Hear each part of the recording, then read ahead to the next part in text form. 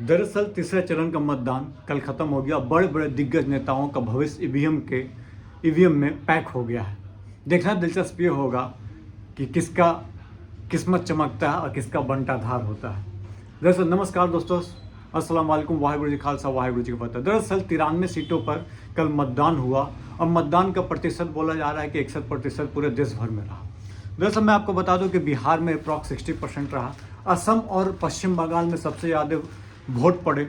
वहीं पे बता दें कि गुजरात में सभी सीटों पर मतदान समाप्त हो गया। वहीं पे महाराष्ट्र में 60% वोट पड़ा, जो कि अप्रॉक्स बोला जा सकता है कि कम हुआ है। उत्तर प्रदेश में 58% बोला जा सकता है, जो कि पिछले जो 2 चरण में है उससे ऊपर हुआ है, पर फिर भी ऑन एन एवरेज कम है। तो मैं आपको बता दूं कि ये 93 सीटों पर कल मतदान हुआ, जिसमें 72 सीट जो है बीजेपी के पास थी, 72 सीट्स। वहीं पे बात करें 2019 के लोकसभा चुनाव के मुकाबले बात करें तो वहीं पे 283 सीटों पर चुनाव हो गया। पहले में 102, दूसरे में 88 और इस बार 93। और 283 सीटों में कहा जाता है कि 164-65 सीट जो है एक तरफा बीजेपी के खाते में है। आप बात समझ सकते हो यहाँ से क्या होगा। दरअसल पहला 2 चरण तो मतदान बहुत ही सुस्त पड़ा और कहा जा रहा है कि बीजेपी के साथ लोग देने न निकले, खिलाफ देने न दे पर साथ देने निकले। पर इस बार इस चरण में जो मतदान के इजाफा हुआ है, इसके मतलब मायने क्या होता है जो मैं आपको बताऊंगा। पहले मैं आपको कुछ दिग्गज नेताओं का भविष्य जो ईवीएम में कैद हुआ उनका नाम मैं आपको बता देता हूँ। पहले तो गद्दावर नेता ज्योतिरादित्य सिंधिया जी, बहुत दिलचस्प है, उनका अभी चुनाव खत्म हो गया। गृह मंत्री अमित शाह जी का चुनाव खत्म हो गया। आपको शिवराज सिंह चौहान जी का चुनाव खत्म होगा विदिशा से। वहीं पे बात करते हैं एक और पूर्व मुख्यमंत्री आपको दिग्विजय सिंह का भी चुनाव खत्म हो गया। वहीं पे मनसुख मंडाविया का चुनाव खत्म हुआ, पर प्रहलाद जोशी का, एसपी सिंह बघेला का और मैनपुरी से डिम्पल यादव जी का चुनाव खत्म हो गया। दरअसल मैं आपको बता देता हूँ कि उत्तर प्रदेश की बात किया जाए तो तीसरे चरण का मतदान जो है 10 जगह चुनाव हुआ। 10 जगह में सबसे ज़्यादा संभल में 62% वोट पड़े। वहीं पे सबसे कम आगरा में 53% वोट। पिछले बार से भी 10% बोला जाता है कि कम पड़ा है आपको आगरा के चुनाव में। मैनपुरी की बात करें जहाँ पे डिम्पल यादव का सीधा मुकाबला ठाकुर जयवीर सिंह भाजपा के तरफ से था तो के साथ था, तो मैनपुरी में 58.59% पड़ा। और डिम्पल यादव वहाँ पे तो आप जानते ही हैं कि सपा का गढ़ रहा है, तो उसमें कोई दोहराए नहीं कि मैनपुरी सीट निकल जाएगी। वहीं पे संभल की बात किया जाए तो जहाँ पे सबसे अधिक वोट पड़ा है वहाँ पे मिर्जाऊ रहमान बर्क सपा से और परमेश्वर लाल सैनी भाजपा के तरफ से खड़े हुए थे। तो देखना होगा संभल की बात क्या होता है। फतेहपुर सिकरी जहाँ पे कांग्रेस के रामनाथ सिकरवार कांग्रेस के यहाँ पे रैली भी की थी, रैली बोल सकते हैं, रोड शो की थी, आपको क्या बोलते हैं, प्रियंका गांधी ने। वहीं पे राजकुमार चाहर भाजपा की तरफ से यहाँ पे उम्मीदवार थे। वहीं पे बरेली की बात करना जरूरी है क्योंकि छत्रपाल गंगवार भाजपा के और प्रवीण सिंह एरन सपा की तरफ से। बसपा का नामांकन रद्द हो गया था, इसीलिए यहाँ पे मात्र 2 ही लोगों के बीच में मुकाबला है। अब बात करते हैं आपको आगरा जहाँ पे वोट कम पड़ा वहाँ पे है सुरेश चंद्र कदम और सपा के और सत्यपाल सिंह बघेल भाजपा की तरफ से चुनाव में लड़ उतरे थे। देखना यह है कि क्या होता है आने वाला समय। देखिए पहला चरण में 58% वोट पड़े थे, वहीं पे दूसरे चरण में 54% और इस बार हुआ है 58%। इंक्रीमेंट हुआ है उत्तर प्रदेश में। दरअसल उत्तर प्रदेश में सीटें जो है बहुत अच्छी खासी, दरअसल 400 पार का नारा बीजेपी दे रही है, उसमें 353 सीट जो है पूरा इंडिया, 303 बीजेपी और बाकी उसके सहयोगी दल मिला के 353 सीट है। अब 400 पार करना है तो 47 सीट का इजाफा करना होगा, जहां तक मैं आपको बताऊँ। और यूपी में अच्छा खासा सीट इनके पास है, 62 सीट इनके पास है, बाकी मिला दिया जाए एनडीए घटक दलों के तो 65 के पास पहुँच जाता है। तो इसको 5-6 सीट बढ़ाना होगा। देखना यह है कि बढ़ता है कि नहीं, कि घटता है तो आने वाला समय बताएगा। मैं इस पर डिटेल डिस्कशन करूंगा। उसके बाद मैं बता देता हूं कि आपको असम और पश्चिम बंगाल का हाल आपको बता देते हैं। दरअसल असम में 76% मत पड़ा, गोवा में 74%, पश्चिम बंगाल में 73%, 73.93, 74% बोल सकते हो, महाराष्ट्र में 57%, बिहार में 56%, गुजरात में 57%। ये रहा वोट परसेंटेज की आंकड़ा। दरअसल महाराष्ट्र का चुनाव हम 41 सीट सर महाराष्ट्र की जो थी आपको बीजेपी के पास थी। मात्र 48 में से 41 किसी एक पार्टी के पास हो तो वो 95% स्ट्राइक रेट है। तो क्या लगता है आपको 95 से 100% हो जाएगी या और कम होगी? दरअसल मैं आपको पहले बता दूं तो महाराष्ट्र में जो सबसे इंपॉर्टेंट सबसे हॉट सीट जो थी वो थी बारामती की, जहाँ पे पवार वर्सेस पवार, अजीत पवार वर्सेस शरद पवार की बेटी और अजीत पवार की वाइफ सुप्रिया सुले के खिलाफ लड़ रहे थे।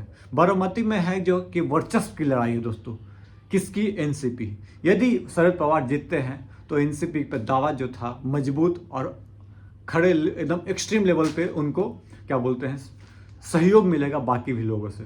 वहीं पर अजीत पवार यदि जीतते हैं तो उनका पक्ष मजबूत होगा। दरअसल मैं बता दूं यहाँ पे महाराष्ट्र में जो चुनाव हुआ सबसे ज़्यादा जो हुआ वो आपको उस्मानाबाद में क्या बोलते हैं कोल्हापुर में हुआ 63%। 11 सीटों पे चुनाव होनी थी महाराष्ट्र के। वहीं पे 14 सीट पे पहले कर्नाटक में हुई थी, वही 14 सीट बचे हुए थे कर्नाटक पे, तो 14 सीट और हो गया, 28 सीट कर्नाटक का भी चुनाव फिनिश हो गया। दरअसल कर्नाटक में हम चलते हैं, कर्नाटक की सीट जो है मैक्सिमम जो है आपको बीजेपी के पास थी, 25 शायद बीजेपी के पास थी। 14 सीट जो पहला खत्म हुआ 14 खत्म हो गया, अब बचा था 14।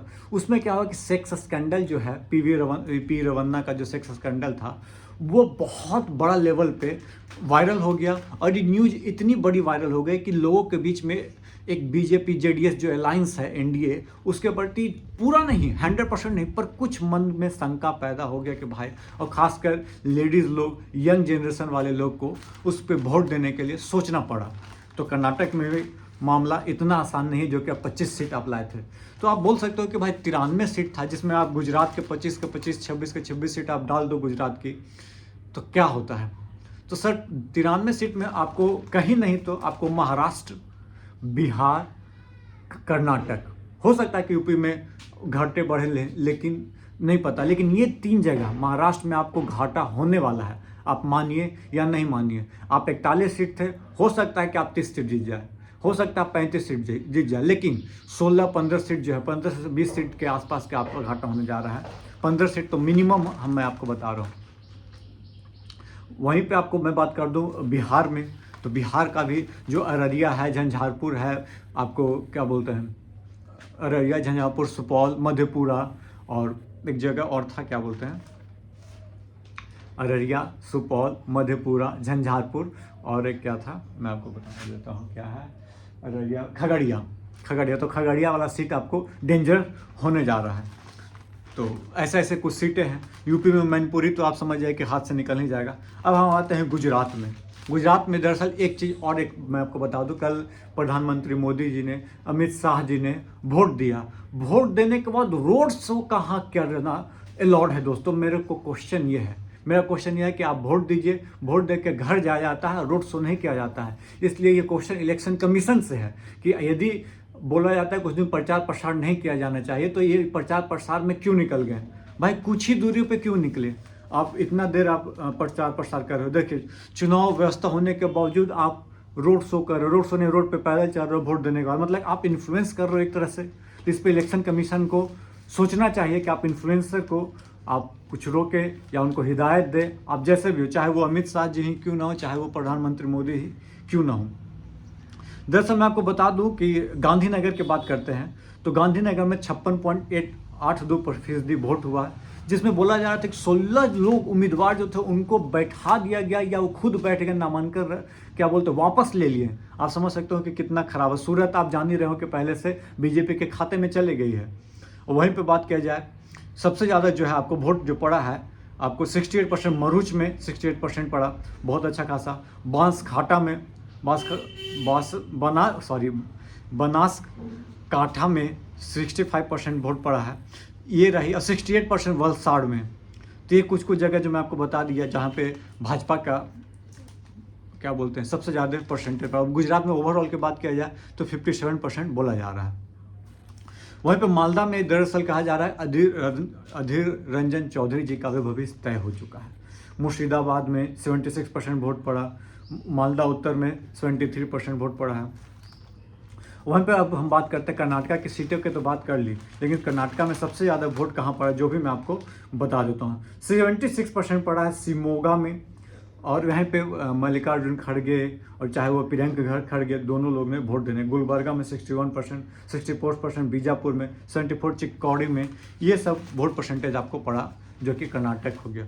ये मैं आपको बता दिया जो कि परसेंटेज ऑफ वोट। मैंने आपको बता दिया 93 सीट 72 सीट बीजेपी के पास थी। इस बार उसको घाटा होने वाली है, चाहे महाराष्ट्र हो, चाहे महाराष्ट्र होगा, बिहार से होगा। हाँ, बिहार से जो मैं आपको एक चीज़ आकलन बता दूं कि बीजेपी की सीट ज़्यादा कम नहीं होगी, लेकिन घाटा होगी जेडीयू की सीटों से और एलजेपी की सीटों से। इसको नुकसान होने वाला है एनडीए को खासकर।